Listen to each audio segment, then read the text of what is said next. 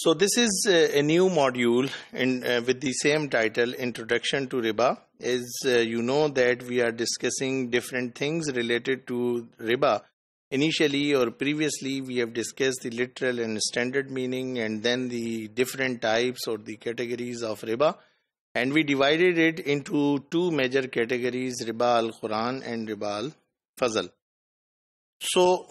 previously what we discussed, the well-known hadith of the Prophet Muhammad sallallahu alaihi wasallam, in which he mentioned the names of 6 commodities: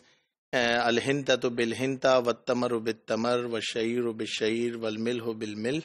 wal-zahabu bil-zahab, wal-fizzatu bil-fizza. یہ 6 چیزیں جو آپ صلی اللہ علیہ وسلم نے mention کی،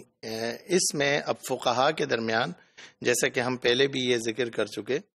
کہ فقہا کے درمیان جو اختلاف ہے وہ ان کی آراء مختلف ہیں کہ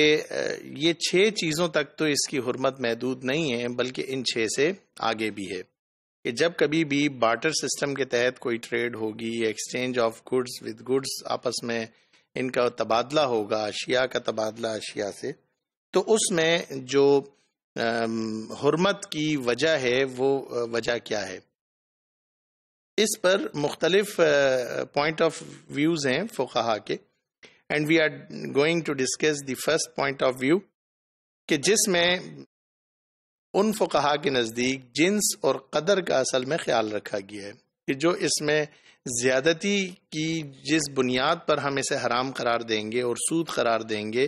اشیاء 6 میں اگر کوئی زیادتی ہو جب ہم جنس آپس میں تبادلہ ان کا ہو رہا ہو، تو اس میں جس علت کو ملحوظ خاطر رکھا گیا ہے وہ جنس اور قدر کا ہونا ہے. دی common feature of these 6 commodities is that they can either be weighed or measured, so any commodity which is sold by weighing or measuring falls within this category. یعنی ہر وہ چیز جس کا تعلق جنس اور قدر سے ہوگا تو وہ اسی کیٹیگری میں belong کرے گا and is subject to the same rule if it is bartered with a similar commodity. کہ جب وہ آپس میں تبادلہ ان کا ہو رہا ہے، جنس اور قدر اگر وہاں پر مشترک ہیں تو اس صورت میں ان کا آن اسپاٹ ہونا بھی ضروری ہے، اسپاٹ ڈیلیوری بھی ضروری ہے، اور سیم کوانٹٹی کا ہونا بھی ضروری ہے. یعنی ان فقہاء کرام کے نزدیک جو وجہ ہے، جو علت ہے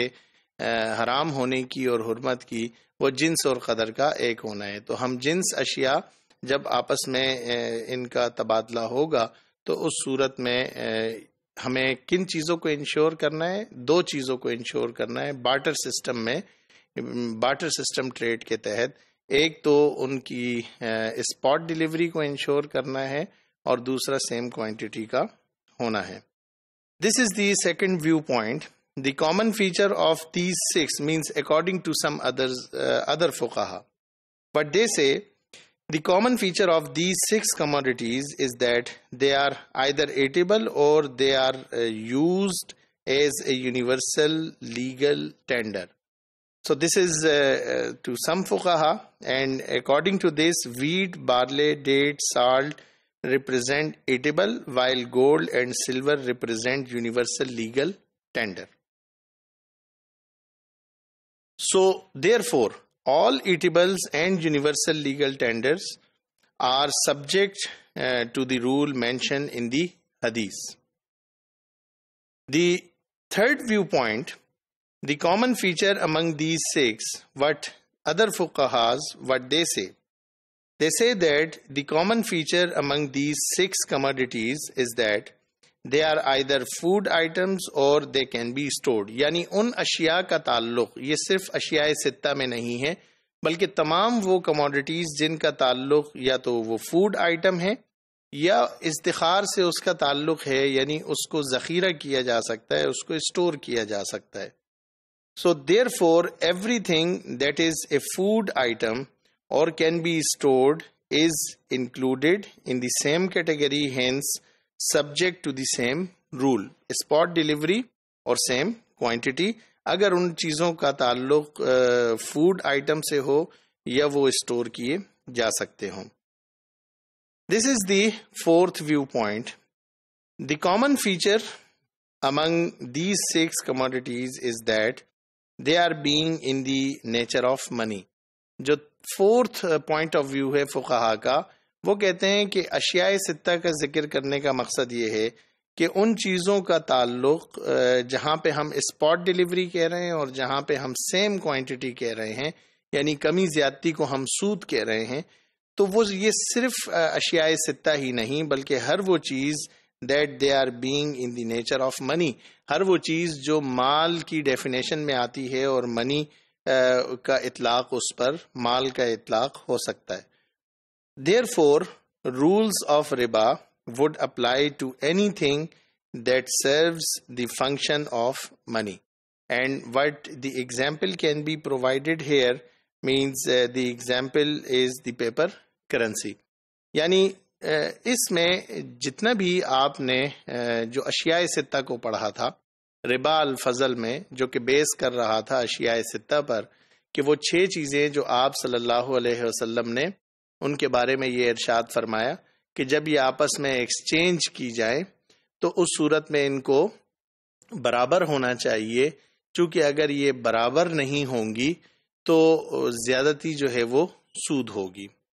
اور اسے ادھار نہیں ہونا چاہیے بلکہ اسے ہینڈ ٹو ہینڈ ٹرانسفر ہونا چاہیے، مثلم بمثلن، برابر سرابر ہوں، والفضل یدن بیدن، اور اسپاٹ ڈیلیوری ہو، وہیں پر اس کو ہینڈ اوور کیا جائے. یہ 2 کنڈیشنز اگر ہوں گی تو ٹھیک، لیکن والفضل الربا، اگر یہ آپس میں ایکسچینج ہوتے ہوئے کوئی ایک وہ دوسری سے زیادہ ہے یا دوسری پہلی سے کم ہے تو وہ زیادتی جو ہے وہ سود ہوگی. تو اس پر آپ نے چاروں فقہائے کرام جو